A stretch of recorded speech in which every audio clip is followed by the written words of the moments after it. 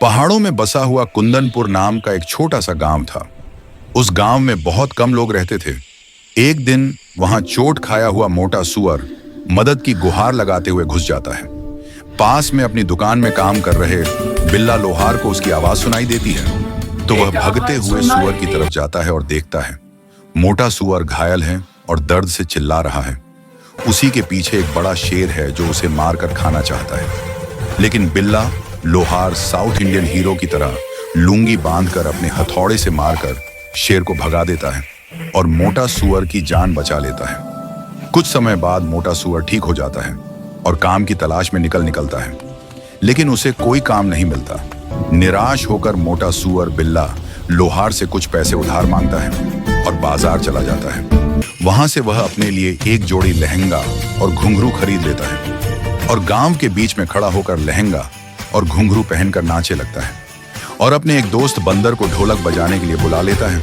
कुछ दिन के बाद धीरे धीरे गांव वाले मोटा सुअर के डांस को पसंद करने लगते हैं और मोटा सुअर और बंदर नाच नाच कर बहुत अमीर बन गए हैं और वह सोने के सिक्के से नहाते और सोने के सिक्के पर सोते थे। मोटा सुअर ने मुख्य पहाड़ी पर अपना बहुत बड़ा चॉकलेट का महल बनवाया। यह महल इतना बड़ा था कि उसके सारे पैसे उसको बनवाने में खर्च हो गए हैं, लेकिन इसके बाद भी वह अपने आप को कुंदनपुर का राजा घोषित कर देता है और फिर से पैसे कमाने के लिए वह बिल्ला लोहार को जबरदस्ती लहंगा पहनाकर बाजार में नचवाने लगता है। तभी यह दृश्य बिल्ला लोहार की पत्नी श्रीमती चुहिया देवी उसे नाचते हुए देख लेती है और बिल्ला लोहार से लड़ाई करके गांव छोड़कर चली जाती है।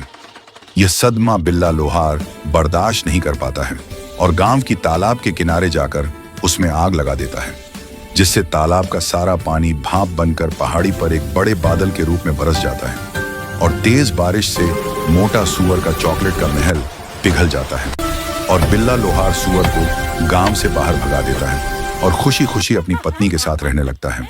एक छोटे से गांव में राजू नाम का एक गरीब समोसा बेचने वाला लड़का रहता था।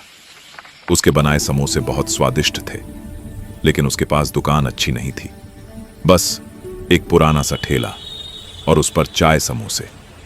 एक दिन दोपहर के वक्त जब उसकी दुकान पर कोई ग्राहक नहीं था, तभी वहां एक अजीब सा बूढ़ा आदमी आया।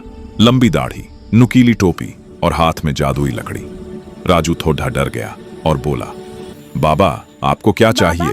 बूढ़ा मुस्कुराया, मुझे एक समोसा दो, लेकिन जादू वाला। राजू चौंक गया, जादू वाला समोसा? वो तो मेरे पास नहीं है बाबा। बूढ़ा हंसने लगा, अरे बेटा, जादू तुम नहीं, मैं करूंगा। उसने आम समोसे पर अपनी लकड़ी घुमाई और बोले, झटपट पटपट बन जा समोसा खास खास। झट से समोसा चमकने लगा। राजू की आंखें फैल गईं। जादूगर ने एक कौर खाया और बोला, राजू, तुम्हारे हाथों में असली जादू है। तुम मेहनत करते हो लेकिन मौके नहीं मिलते। लेना, यह मेरी तरफ से एक तोहफा। उसने अपनी जादुई छड़ी से राजू के ठेले को चमचमाती दुकान में बदल दिया। बड़ी सी काउंटर, कांच की शेल्फ, बोर्ड पर लिखा था राजू के जादुई समोसे। राजू खुश होकर बोला, बाबा आपने मेरी जिंदगी बदल दी। जादूगर ने मुस्कुराते हुए कहा, नहीं बेटा, जिंदगी तुमने खुद बदली है, मैंने सिर्फ दरवाजा खोला, चलना तो तुम्हें ही है। अचानक जादूगर के चारों ओर रोशनी चमकी और वो गायब हो गया, बस हवा में हल्की सी जादू की खुशबू छोड़कर। अगले ही दिन राजू की दुकान पर भीड़ लग गई। हर कोई जादू वाले समोसे खाने आ रहा था, लेकिन राजू सबको हंसकर बताता, समोसे में नहीं, मेहनत में जादू है। और इस तरह एक गरीब समोसा बेचने वाला लड़का गांव का सबसे खुश और सफल दुकानदार बन गया।